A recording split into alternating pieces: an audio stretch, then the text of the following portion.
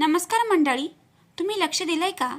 आपल्या भारतीय संस्कृतीत प्रत्येक महिन्यात प्रत्येक दिवशी काही ना काही धार्मिक रहस्य दडलेले आहे.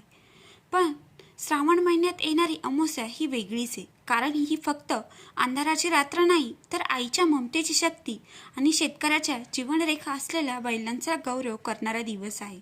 होय, हीच ती अमावस्या. श्रावण अमावस्या, पिठोरी अमावस्या आणि बैलपोळा.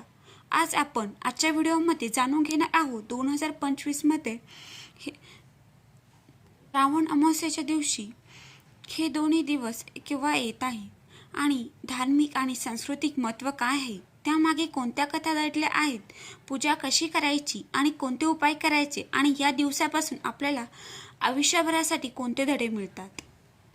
श्रावण महिन्यातील अमावस्येला महाराष्ट्रात पिठोरी अमावस्या म्हणतात.